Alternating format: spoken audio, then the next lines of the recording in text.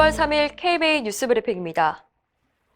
오늘도 신종 코로나 바이러스 관련 소식을 집중적으로 전해드리겠습니다.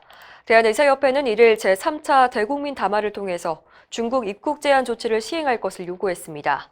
최대집 회장은 우한 지역뿐만 아니라 항저우와 광저우, 정저우, 창사, 난징 등 5곳을 입국 제한 지역으로 설정해야 한다고 밝혔습니다.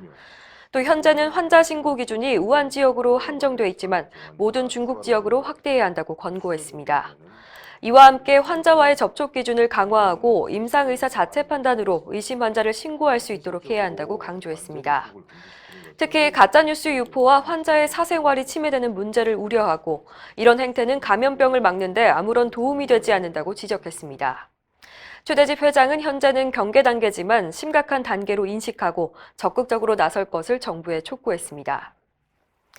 이처럼 의협이 입국 제한을 촉구한 지 하루 만에 정부가 중국 방문자 입국 제한 조치를 발표했습니다.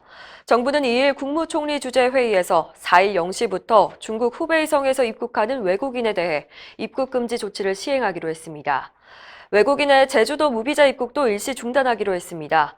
사례 정의 역시 의협의 권고를 받아들여 앞으로는 중국에서 입국한 후 14일 이내에 발열과 호흡기 증상이 생기면 의심 환자 범위에 들지 않아도 진단 검사를 받게 됩니다.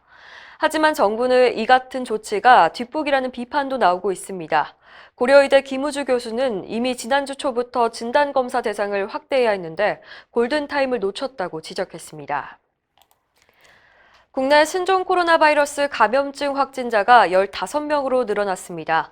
질병관리본부는 2일 오전 9시 현재 새로운 환자 3명이 더 발견됐다고 밝혔는데요. 2명은 한국인이고 나머지 1명은 중국인입니다. 이들은 현재 국립중앙의료원 등에서 치료받고 있습니다.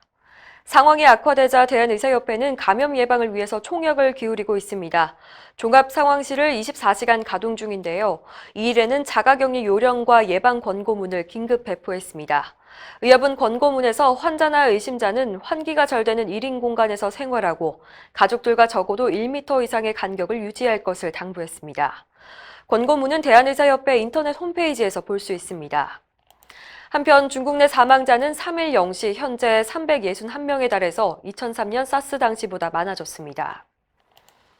신종 코로나 바이러스와 관련된 거짓 정보가 난무하고 있습니다. 확진자의 이동 경로에 대한 잘못된 정보는 물론이고 근거 없는 치료법까지 등장하고 있습니다. 의협신문에 보도된 몇 가지 사례를 살펴보면 마늘로 신종 코로나 바이러스를 치료할 수 있다, 비타민이나 영양제만 먹어도 예방할 수 있다는 주장이 유포되고 있습니다. 신종 코로나 바이러스는 아직까지 치료제가 없는데요. 한의학으로 치료할 수 있다며 홍보하는 한의원도 있습니다. 이 밖에 확진 환자가 다녀간 장소는 소독을 해도 위험하다, 치명률이 15%에 달한다는 등 가짜 뉴스도 퍼지고 있습니다. 박종혁 의협 대변인은 잘못된 정보를 바로잡아서 국민에게 홍보하기 위해서 최선을 다하고 있다고 말했습니다. 전염병 사태만 발생하면 한의사들이 한약으로 치료할 수 있다고 나서는데요. 이번에도 예외는 아닙니다. 한의사협회는 얼마 전 기자회견을 열어서 신종 코로나 바이러스도 한약으로 치료할 수 있다고 주장했는데 눈길을 끄는 대목이 있습니다. 세계보건기구가 지난 사스 사태 당시 한약의 효과를 인정하고 의한박 협진을 권고했다는 주장입니다. 결론부터 말씀드리면 사실이 아닙니다. 메디게이트 뉴스가 당시 WHO 보고서를 살펴봤더니 세계보건기구는 그런 말을 한 적이 전혀 없고 중국 정부가 중의학을 홍보하기 위해서 내놓은 제안서의 내용일 뿐이었습니다. 오히려 그동안 WHO는 전통의학에 대한 검증을 요구해 왔는데요. 작년엔 WHO 사무총장이 전통의학을 지지하지 않는다는 말까지 했습니다.